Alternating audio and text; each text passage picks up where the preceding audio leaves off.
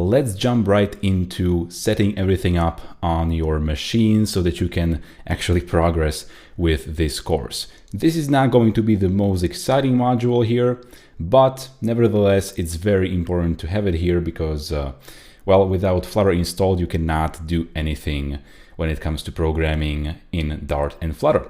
So let's go to flutter.dev. All of the links will always be in the lesson notes, so you can also click on there. And let's go to get started. And we want to install this Flutter framework firstly on Windows. Then in the next lesson, you're going to learn what to do when you are a Mac OS user. So let's go with Windows install. I'm actually going to enlarge this. And let's actually just quickly run through this. So system requirements, I think you should be good to go, but you do need to have Git for Windows. So unless you have this already, you should get this. So just click on this link. And after you have downloaded this Git for Windows installer, open up your download folder and run this installer.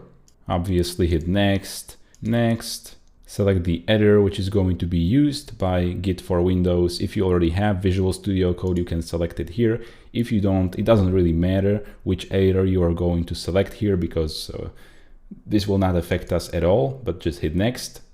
You should always keep the default options here. And this is the important part because of which I'm actually going through this installation, because otherwise it's pretty simple. But here you should really make sure that this option is selected. So adjusting your path environment should be Git from the command line, also from third-party software. Why? Well, because here on Windows install, it says that we should have Git for Windows installed, and we should use Git from the Windows command prompt and have this option selected. The option here is actually called Git from the command line and not use Git from the Windows command prompt, but it's the same thing. So let's just select this one. So after you have this option selected, just hit next, and then just run through the rest of the installation process by hitting next with the default options always selected. And once it's installed, you're gonna be good to go and continue with the rest of the lesson. Now for the actual Flutter SDK.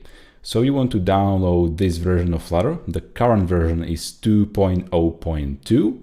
This will change in the future depending on when you are watching this lesson. And of course, this whole Flutter bootcamp is going to be updated for you for lifetime. So there is no issue when this version is a bit higher, but probably I'm not going to update this video also because this installation process will remain the same no matter the version of Flutter. Once you have downloaded this zip file, you want to open up its download location. I have downloaded it over here. And now you want to extract it using your favorite zip extraction program. I'm using 7-zip. So just extract it over here. And once it's extracted, inside of there is going to be a Flutter folder, which we will want to cut out. So let's open it up and hit Control X. And now you want to navigate anywhere. I would probably advise you to go to your local disk C and create something like development or Flutter. I have created a folder called Flutter. Just make sure that it's not inside of your program files folder, because there you need to have elevated privileges. So anywhere outside of program files or program data, you should be safe. So somewhere I would advise directly on the C drive, create a folder for development purposes and paste this Flutter folder over here. As you can see, I already have a Flutter folder, so I'm not going to paste it once again. But yeah, this is how it looks like. You have just pasted the folder, and that's the installation process of Flutter. There is no executable to run, nothing like that. You just paste the folder and you are good to go. Now we need to do some other setup tasks in addition to just pasting the folder. So let's read on actually. We need to update our path.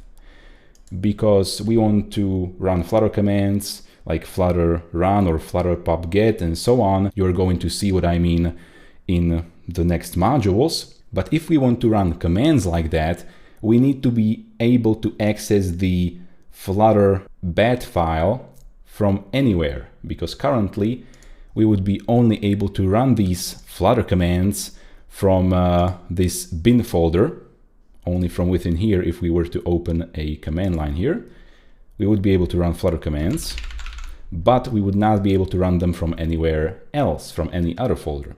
In order to run them from anywhere, we need to add precisely this bin folder to the path in our computer, Windows computer. So let's copy this path, which is for me C Flutter, the pasted Flutter folder with lowercase f, and then bin.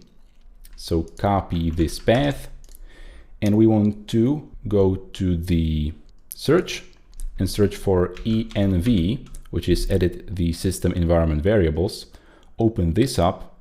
Now click on this environment variables button and select path. You should have it here already. If you don't have it here yet, that's kind of weird, but you can just safely create a new, call it variable name will be path, and variable value will be the pasted thing here.